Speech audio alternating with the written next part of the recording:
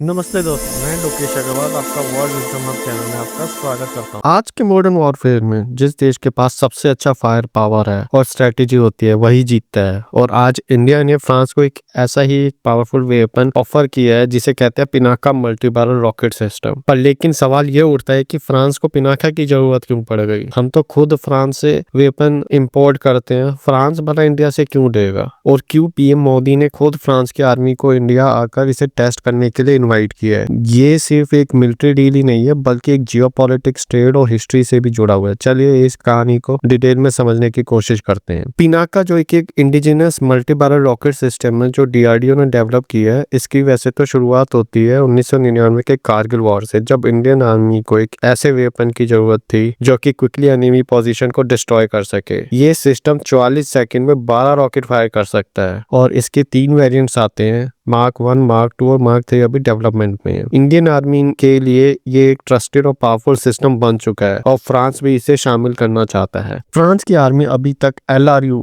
मतलब कि जो फ्रेंच में कहा जाता है लॉन्च यूनिटेर दी रॉकेट सिस्टम को यूज करती है आई है, जो कि काफी आउटडेटेड हो चुका है और उनको एक नया फास्ट और कॉस्ट एफिशिएंट सिस्टम चाहिए था जो कि फ्यूचर वॉर्स के लिए बेटर हो। और यहाँ आता है Pinaka multi barrel rocket system. France के डिफेंस एक्सपर्ट भी मानते हैं कि अगर पिनाका उनके मिसाइल आर्सेनल का एक पार्ट बनता है तो ये एक सॉलिड एडिशन हो सकता है और इसी वजह से ही फ्रांस इस डील में इंटरेस्टेड शो कर रहा है। पीएम मोदी कहते हैं कि अगर आपको भरोसा है तो आइए खुद पिनाका को टेस्ट करिए और हम आपको इनवाइट करते हैं इंडिया में। यह सिर्फ एक मिलिट्री इन्विटेशन नहीं था बल्कि एक इंडो फ्रेंच ट्रस्ट और कॉपरेशन का एक नया चैप्टर भी है। लेकिन एक और ऑप्शन है फ्रांस के पास, वो है यूएस का हिमार्स सिस्टम। यूक्रेन वॉर में हिमार्स काफी इफेक्टिव रहा है, तो फ्रांस हिमार्स क्यों नहीं ले रहा है। कंपैरिजन करें हिमार और पिनाका के बीच में, जो पिनाका की जो रेंज है वैसे मैंने बताया 40 से 120 किलोमीटर है, पर अभी इसे एक्सटेंड करके 300 किलोमीटर तक लाने की कोशिश कर रहे हैं। वही हिमार की जो रेंज है वो 300 किलोमीटर है और इसकी पेलोड 12 रॉकेट पर लॉन्चर है और वहीं पे हिमार के 6 रॉकेट पर लॉन्चर है। पर जो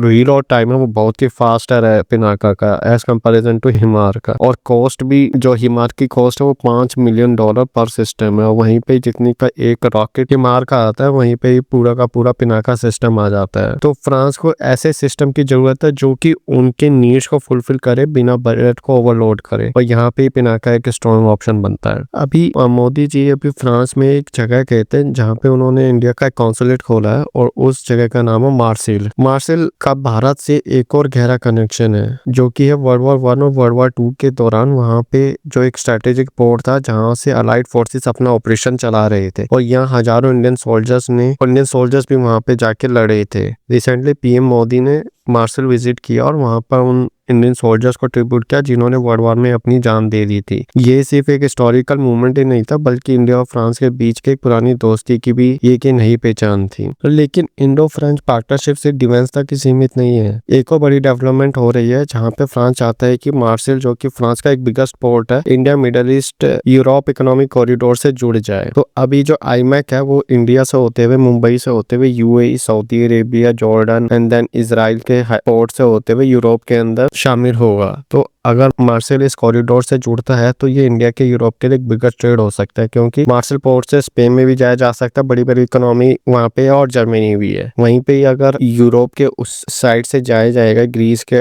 तरफ से, तो उधर की तरफ पूरे यूरोप में काफी स्विट्जरलैंड के पहाड़ भी आते हैं, तो जिसके कारण थोड़ा सा पहुंचना मुश्किल हो सकता है। पर अगर मार्सेल इस कॉरिडोर से जुड़ता है तो ये इंडिया के यूरोप के लिए बिगेस्ट ट्रेड गेटवे बन जाएगा। फ्रांस चाहता है कि मुंबई से मार्सेल तक एक डायरेक्ट शिपिंग रूट एस्टेब्लिश हो जो भारत और यूरोप के बीच ट्रेड को और फास्ट करेगा। ये सिर्फ इकोनॉमिक डील ही नहीं है बल्कि जियोपॉलिटिक्स के लिए भी एक बड़ा खेल है। तो इसका मतलब क्या है कि इंडिया सिर्फ एक वेपन ही ऑफर नहीं कर रहा है, वो एक पार्टनरशिप भी ऑफर कर रहा है जो कि पिनाका फ्रांस की आर्मी को स्ट्रेंथन कर सकता है और मार्सेल का आईमैक से कनेक्शन ग्लोबल ट्रेड को बदल भी सकता है और इंडिया फ्रांस के रिलेशन भी काफी स्ट्रॉन्ग हो सकते हैं। आपका क्या कहना है कि क्या फ्रांस को पिनाका लेना चाहिए? क्या मार्सेल आईमैक कनेक्शन इंडिया के लिए बेनिफिशियल होगा? अपने थॉट्स कमेंट्स में जरूर लिखिए और आपको वीडियो पसंद आया तो प्लीज लाइक, शेयर और सब्सक्राइब करना ना भूलें। मिलते हैं नेक्स्ट वीडियो में, तब तक के लिए bye and thanks for watching.